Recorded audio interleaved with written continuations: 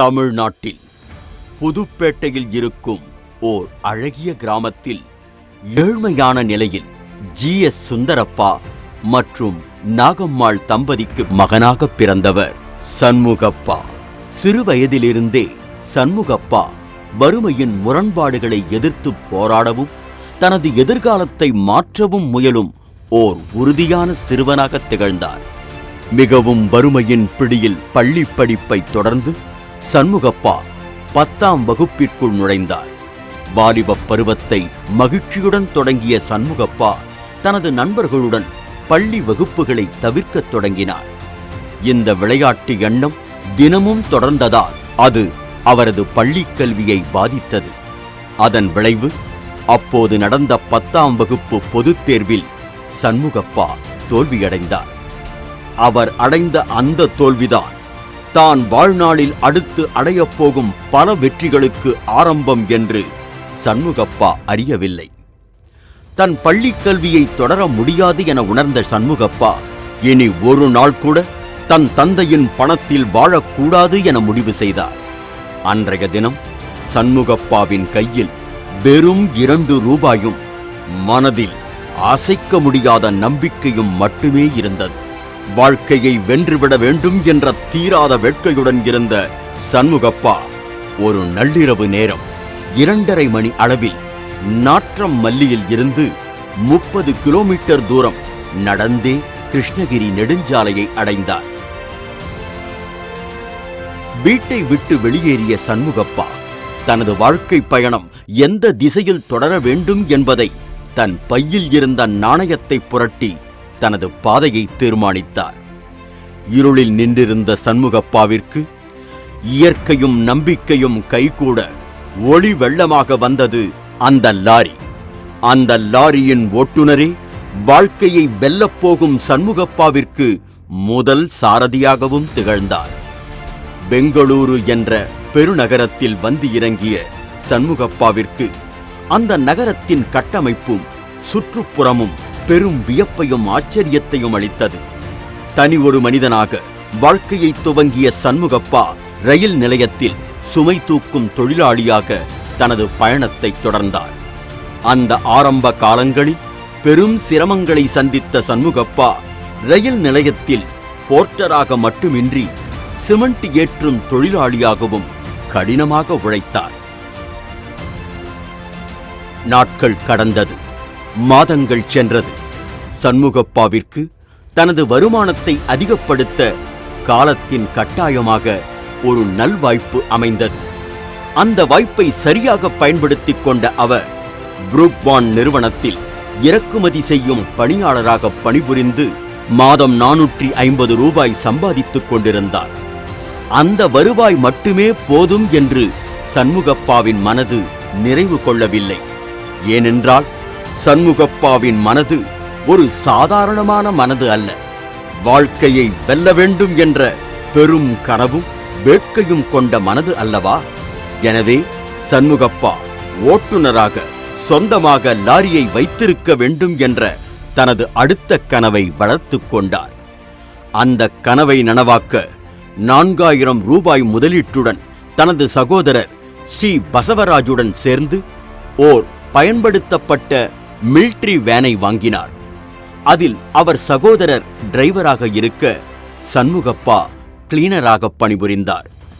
தனது கடின உழைப்பினால் மேலும் உயர்ந்த சண்முகப்பா லாரிகள் மீது கொண்ட காதலால் 1980 கர்நாடக மாநில லாரி உரிமையாளர் மற்றும் முகவர்கள் சங்கத்தின் கட்டமைப்பில் சேர முடிவு செய்தார். தனது அயராத உழைப்பின் விளைவாக 1981 தனது முதல் லாரியை சொந்தமாக வாங்கி வெற்றியின் முதல் படிக்கட்டில் பயணிக்கத் தொடங்கினார். அவரது பயணத்தின் திட்டம் ஆண்டுக்கு ஒரு லாரியை வாங்க வேண்டும் என்ற கனவுகளுக்கு அப்பாற்பட்டு வெற்றியின் சின்னமாக உயர்ந்தது. எத்தனை வருட உழைப்பு, எவ்வளவு முயற்சி, அத்தனையும் நினைவாக அவர் தனது தொழிலை விரிவுபடுத்த சொந்தமாக ஒரு நிலம் வாங்க வேண்டும் என்ற கட்டாயமும் ஏற்பட சண்முகப்பா அதையும் வெற்றிகரமாக செய்து முடித்தார். அதற்கு உறுதுணையாக அவரது முதல் துணைவியார் ராஜேஸ்வரி அம்மாவின் சேமிப்பு காரணமாக அமைந்தது. சண்முகப்பாவின் வருமானத்தை சிறுக சிறுக ஒரு பிஸ்கட் டப்பாவில் சேர்த்து ரூபாய் 13 லட்சம் வரை வைத்திருந்தார். அதில் சொந்த நிலம் வாங்குவதற்கு சுமார் 30,000 ரூபாய் ராஜேஸ்வரி அம்மாள் சண்முகப்பாவிடம் கொடுத்தார். மிகவும் மகிழ்ச்சியுடன் சண்முகப்பா தான் வியர்வை சிந்தி உழைத்த பணத்தில் தனது முதல் சொந்த நிலத்தை ஓசூர் ரோட்டில் 1 ஏக்கர் நிலத்தை வாங்கினார். அதுவே அவரது தற்போதைய தொழிற்சாலை வெற்றிகரமாக நிறுவ உதவியது. நாம் செய்யும் ஒவ்வொரு செயலும், பெரும் முயற்சியும் நம்மை விட பெரியவர்களின் கண்களில் படும்போது நம் உழைப்புக்கான அங்கீகாரம் இயற்கையின் வாயிலாக கிடைத்து வெற்றி கதவு தானாக திறக்கும். உழைப்பு எனும் தாரக மந்திரத்தை மையமாக கொண்ட சண்முகப்பாவிற்கு திரு சிவராம் வாரியார் என்னும் வெற்றியாளரின் அறிமுகம் கிடைத்தது. சண்முகப்பாவின் அசாத்திய உழைப்பும் திறமையையும் கண்ட வாரியார் ஓர் வாய்ப்பை வழங்கினார். 5 லட்சம் ரூபாய் கடனாக உதவி செய்து சண்முகப்பாவின் தொழில் தரத்தை உயர்த்தினார். 250 தொழிலாளர்களுடன் நன்றாக வேலை நடந்து கொண்டிருந்த சண்முகப்பாவின் தேயிலை தொழிற்சாலை சில தடைகளினால் தொழிற்சாலை மூடப்படும் நிலையையும் தொழிலாளர்களுக்கு இழப்பீடு வழங்கும் நிலைக்கும் தள்ளப்பட்டார். இந்த இக்கட்டான சூழ்நிலையில் அவருக்கு ஆதரவாக 4 தொழிலாளர்கள் உறுதுணையாக நின்றனர். அந்த நம்பிக்கையின் ஒளியின் வாயிலாக அவர்களுக்கு புரூக் பாண்டில் இருந்து சுமார் 100 கிலோ காஃபி மற்றும் இன்ஸ்டன்ட் காஃபியை கலக்கும் ஆர்டர்கள் கிடைத்தது. தனது விசுவாசமான முதல் மனைவி ராஜேஸ்வரியின் மரணத்தாலும் தொழிலில் பல சவால்களையும் எதிர்கொண்ட சண்முகப்பா தனது 2வது மனைவி சந்திரகலாவுடன் சேர்ந்து துன்பங்களை சகித்துக் கொண்டு 1996ஆம் ஆண்டு பிடிஎம் லே அவுட்டில் தங்களுடைய முதல் வீட்டை கட்டினார். அடுத்த 6 ஆண்டுகளில் அவரது வணிகம் வேகமாக வளர்ந்தது. உற்பத்தி மடங்கு 3000ஐ தொட்டது. ஆரம்பத்தில் 100 கிலோ உற்பத்தி செய்து கொண்டிருந்த தொழிற்சாலை தற்போது 300 டன் காஃபி கலவையை உற்பத்தி செய்கிறது. அது மட்டுமின்றி அவரது பேக்கிங் வணிகம் 40 பாக்கெட்டுகளில் இருந்து 800 பாக்கெட்டுகளாக 2006ஆம் ஆண்டு விண்ணை தொட முயற்சி செய்தது. ஒரே ஒரு லாரியை மட்டும் உரிமையாக்க வேண்டும் என்ற சண்முகப்பாவின் சிறு கனவு பெரும் கனவாக வளர்ந்து இன்று 100 லாரிகளை தனது உரிமையாக்கியுள்ளார். இது சண்முகப்பாவின் அதிர்ஷ்டமல்ல, அவரது முயற்சியும் கடின உழைப்பும் தான். அதுவே அவரை லாரி தொழிலில் மரியாதைக்கு உரியவராகவும் மதிப்பிற்கு உரியவராகவும் மாற்றியது. சுமார் 45 வயதில் சண்முகப்பா தென்னிந்திய மோட்டார் மற்றும் போக்குவரத்து சங்கத்தில் சேர்ந்து அதனுடைய பொதுச் செயலாளராக 1998ஆம் ஆண்டு பொறுப்பேற்றார். சண்முகப்பா தனது பொறுப்பான பதவியை பயன்படுத்தி லாரி ஓட்டுநர்களின் காப்பீடு ஊதியம், அதிக சுமை ஏற்றுதல் மற்றும் இறக்குதல், 3ஆம் தரப்பினர் ஈடுபாடு போன்றவற்றை உள்ளடக்கிய விதிகளை கொண்டு வருவதன் மூலம் லாரி ஓட்டுநர்கள் மற்றும் அவர்களது ஒட்டுமொத்த சமூகத்தின் நலனுக்காக முற்றிலும் பல்வேறு நடவடிக்கைகளை கொண்டு வந்தார்.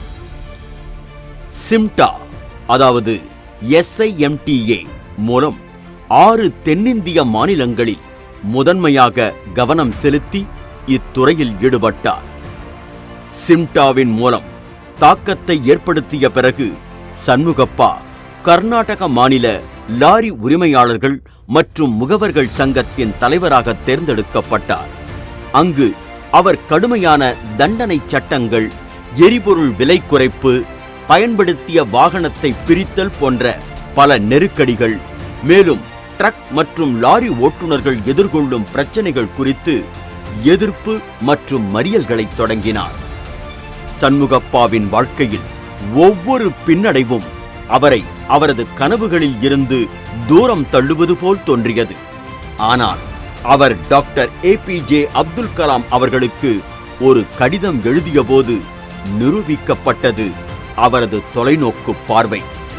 அவர் ஒருபோதும் இழக்கவில்லை என்பது நன்கு புலப்பட்டது. ஆகஸ்ட் 2005 அன்று பெங்களூரில் நடைபெற்ற போக்குவரத்து தொழிலாளர்களின் 179வது தொடக்க மாநாட்டிற்கு அப்துல் கலாம் ஐயா அவர்களை சண்முகப்பா அழைத்தார். அதன்படி ஆகஸ்ட் 2005 அன்று ஏபிஜே அப்துல் கலாம் அவர்கள் பெங்களூரில் நடைபெற்ற மோட்டார் டிரான்ஸ்போர்ட்டேஷன் காங்கிரஸ் தொடக்க விழாவில் கலந்து கொண்டார். தென்னிந்தியா முழுவதும் லாரி போக்குவரத்தை வலுப்படுத்துவதில் முக்கிய பங்காற்றிய சண்முகப்பா 2009 முதல் 2011 வரை 2 ஆண்டுகள் all India motor transport Congress AAMTC தலைவராக நியமிக்கப்பட்ட பொழுது இந்தியா முழுவதும் தனது ஆட்சியை விரிவுபடுத்தினார். லாரி தொழில் துறையில் அவரது தலைமையின் கீழ் AIMTC கொள்கை வாதிடுதல், அரசாங்கத்துடன் பேச்சுவார்த்தை நடத்துதல் மற்றும் தொழில்துறை சவால்களை எதிர்கொள்வதில் முக்கிய பங்கு வகித்தார். அங்கு அவர் லாரி போக்குவரத்து நடவடிக்கைகளில் செயல்திறன் மற்றும் லாபத்தை மேம்படுத்துவதை நோக்கமாக கொண்டிருந்தார். சண்முகப்பா தனது பதவியை பயன்படுத்தி சமுதாயத்திற்கு சாதகமான பங்களிப்புகளையும் வழங்கினார். லாரி போக்குவரத்து தொழிலாளர்களின் நலனுக்கு ஆதரவாக பல்வேறு வேலை நிறுத்தங்கள், எரிபொருள் விலை உயர்வு, நியாயமான கொள்கைகள், சுங்க வரி விதிப்பதில் உள்ள வேறுபாடுகள் உள்ளிட்டவை குறித்து அரசுடன் பேச்சுவார்த்தை நடத்தி லாரி தொழில் வளர்ச்சிக்கு உதவினார். சண்முகப்பா நம்பிக்கை மற்றும் உறுதியின் சின்னமாக உருவெடுத்தார். எண்ணற்ற துன்பங்களை எதிர்கொண்டு பல லாரிகள் மற்றும் ட்ரக் ஓட்டுநர்களின் வாழ்வாதாரத்தை மேம்படுத்துவதற்கு அவர் தனது போராட்டங்களை படிக்கட்டுகளாக மாற்றினார். தொலைநோக்கு பார்வை மற்றும் விடா முயற்சி சண்முகப்பாவின் வெற்றிக்கு வழிவகுத்தது. அது அவர் 36 முறை தேசிய அனுமதி பெற டெல்லிக்கு பயணம் செய்தபோது தெரிய வந்தது.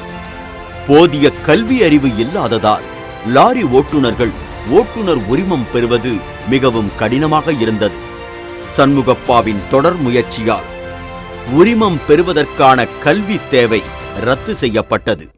லாரி ஓட்டுநர்கள் எதிர்கொள்ளும் தொல்லையை நீக்கும் விதமாக ஒவ்வொரு மாநிலத்திலும் உள்ள சொந்த அனுமதி மற்றும் விதிகள் பிரச்சனையை அகற்றும் விதமாக லாரி சமூகம் ஒரு சுங்கச்சாவடி, ஒரு தேசிய அனுமதி என்ற போட்டோவை கொண்டு வர வேண்டும் என்று சண்முகப்பாவுக்கு ஒரு விரிவான பார்வை இருந்தது. இந்த பிரச்சனைகளை களைந்து லாரி ஓட்டுநர் சமூகத்திற்கு ஆதரவாக நின்று சண்முகப்பாவால் அது தீர்க்கப்பட்டது.